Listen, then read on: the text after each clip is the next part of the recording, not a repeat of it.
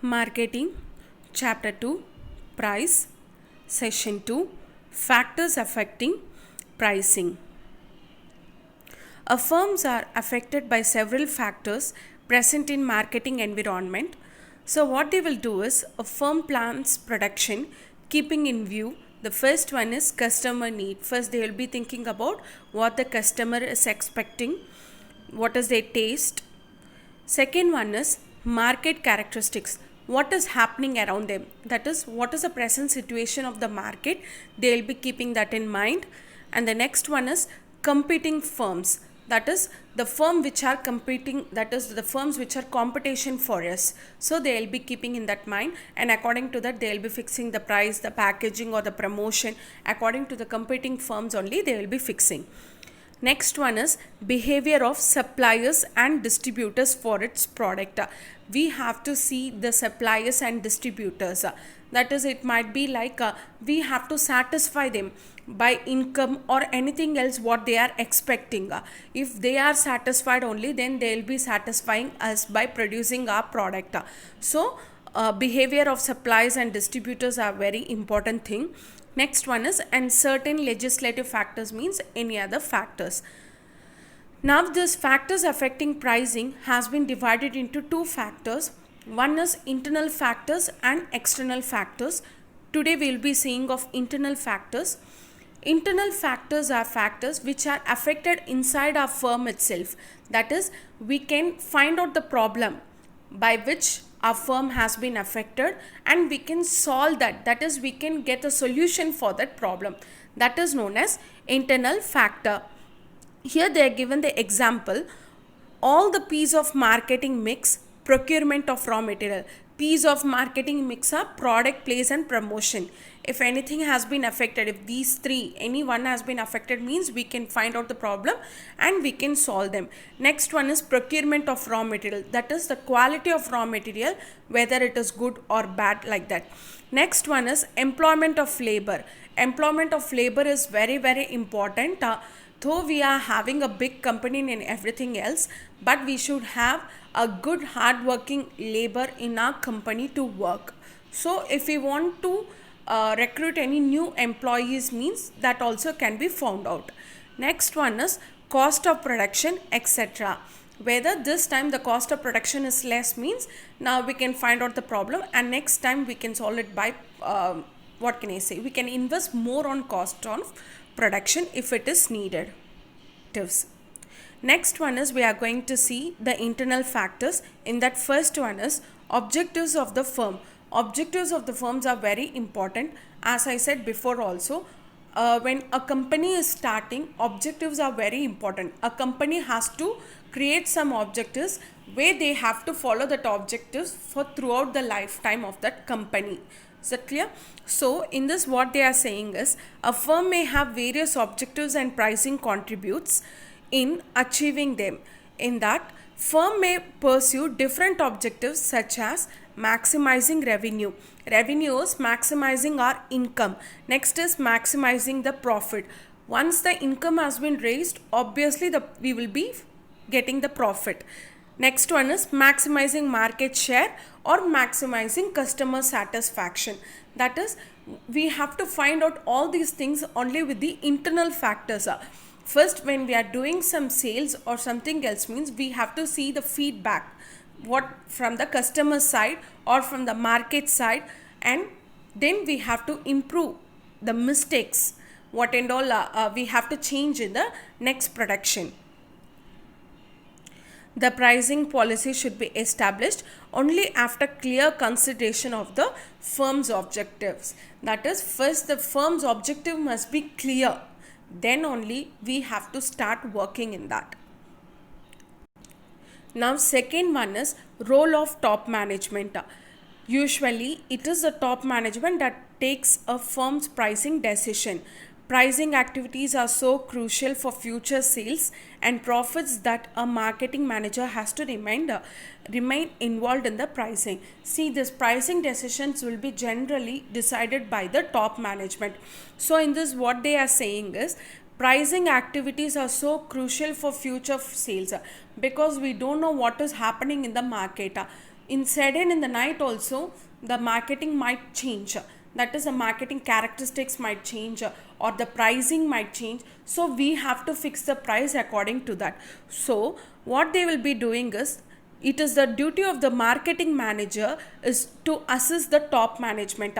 So marketing management will be marketing manager will be keep on seeing the pricing decisions and what is happening in the market, any changes are there, and they will be assisting the top management, and the final decision will be taken by the top management.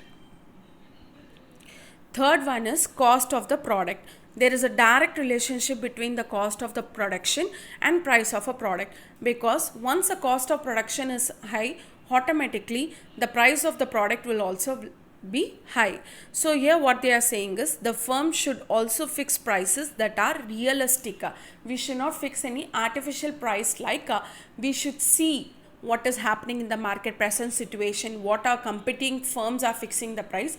According to our present situation only we have to fix the price. And the second one is considering current demand and competition in the market. If there is more demand for a product, then we have to fix the price high. And the next one is competition in the market. If there is a more competition, that is if our competing firms are in leading, that time we have to reduce the price. Now fourth one is product differentiation. Product can also be differentiated by price, because some products which are in less price will have less features for that, and the product which has a higher prices will have more features. So both can be differentiated with the price also. For example, we can take laptop with new version will be having more features, and the price will also will be differentiated. In that laptop itself, if you are going to take any old version, in that the price will be differentiated. So we can select the product according to our price also. Fifth one is marketing mix. Price, being an important element of the marketing mix, must be coordinated with the other elements, that is product, place and promotion. The price should be such that it covers the expenses on the other elements of the marketing mix and corresponds to them ideally. The same thing is only repeating. Once if we are going to fix the price, that should cover all the expenses, that is product, place and promotion, everything together, only the final price has to be fixed. Here they are given the example. If it is a high price branded electronic product means, then it has to be sold in a big showroom. It should not be sold in the rural markets.